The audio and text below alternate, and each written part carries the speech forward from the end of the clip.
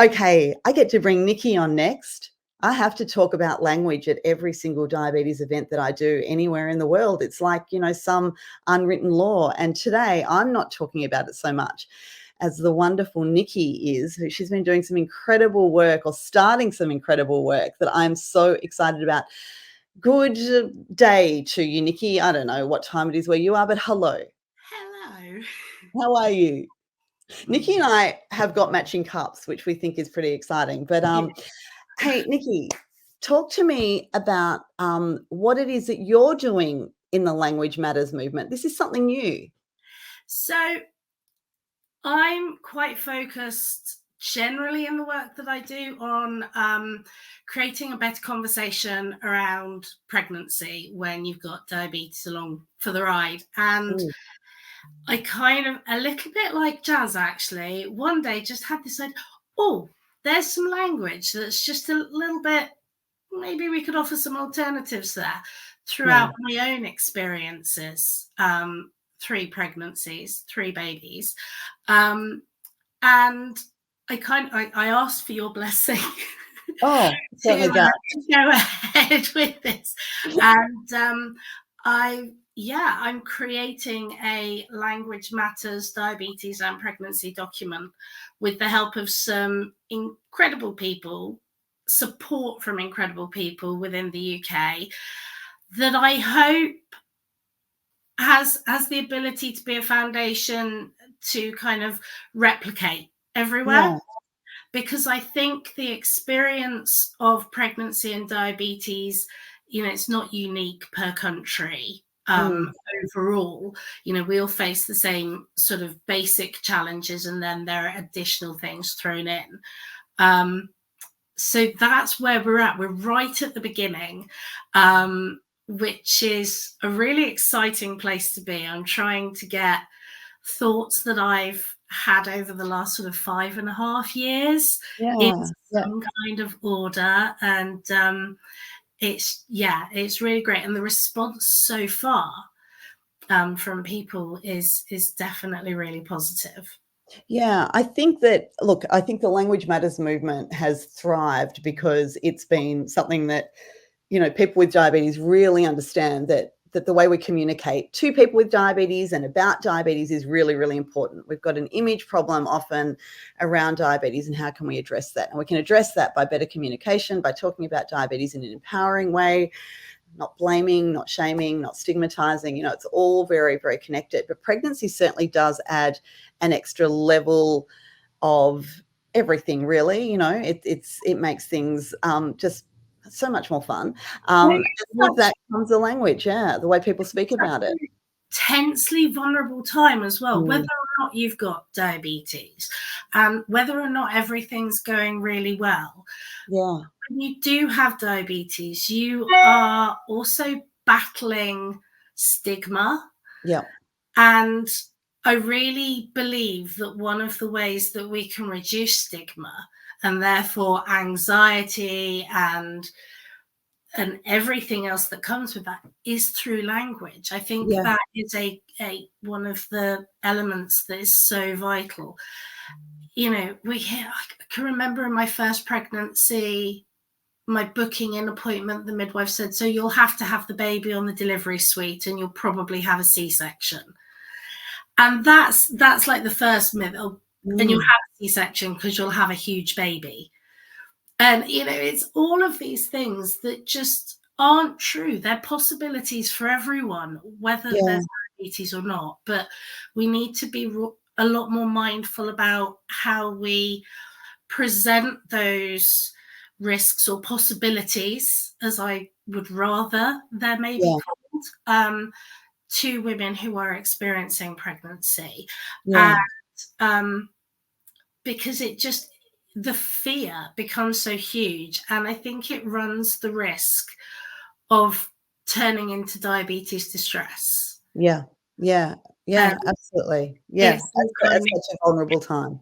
I think you're right. I remember, my baby is now 19, so this is a while ago, but the book that I read you know, I think I could probably have recited it. It was a book by an Australian writer called Kaz Cook called Up the Duff.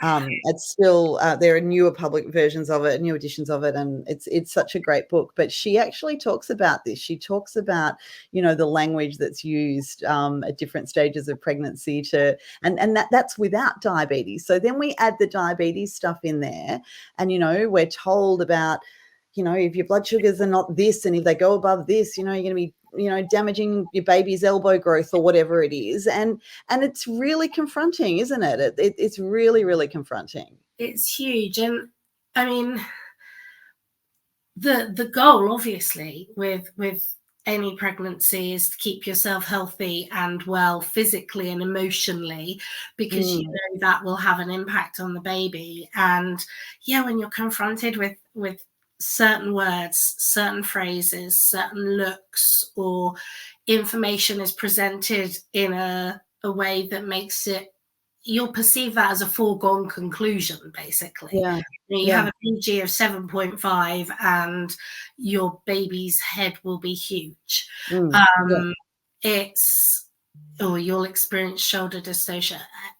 And they're not sandwiched with the positive aspects of, actually, we're really focused on time and range, and you're right there and you're doing really well. And don't forget that any of the possibilities that you might face with pregnancy would be possibilities for someone who doesn't have diabetes. Of course.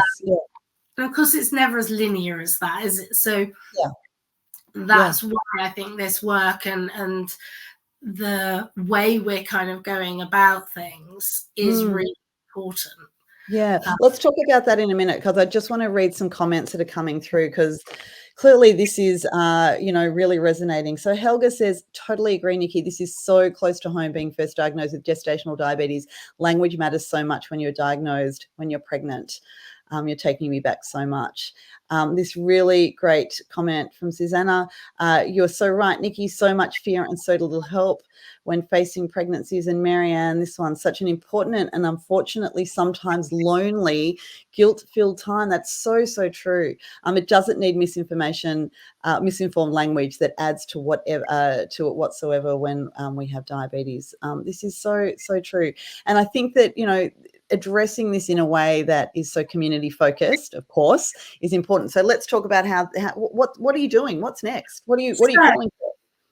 We are hoping to build a group of core authors for this document, but beyond that, so I'm kind of putting a shout out to the community, UK, global community.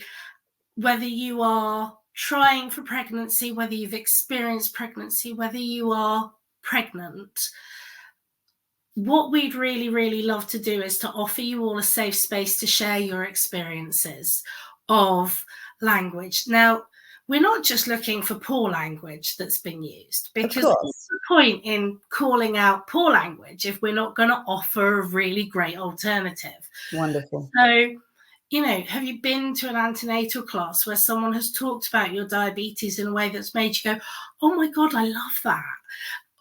Tell us about it. We want to hear about it. We want to include it in the document and with it. So we're gathering. This is what we're gathering. We want to make sure that we're offering a really comprehensive, lived experience-based document. Wonderful. That, you know, we really hope does justice to every single voice of everyone who's been or become a parent within this community. Fantastic. As ever, and I do love the way that you've put out this call. People are more than welcome to come and connect with you. Absolutely. So thank you so, so much for this work. I'm so excited to see. Oh, we've got a wonderful slide here this is really great, because I was going to say, how can people get in touch with you? Well, this is how they can get in touch with you.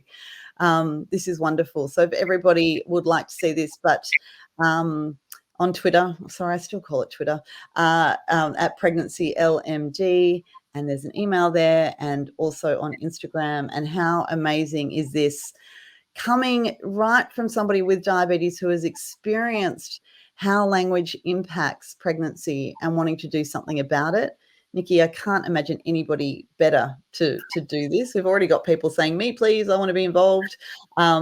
And we've got a comment here from Hera. Language plays an important part in any medical condition because language is the path leading to hearts and minds. It's almost like language matters. I don't know. Who knew?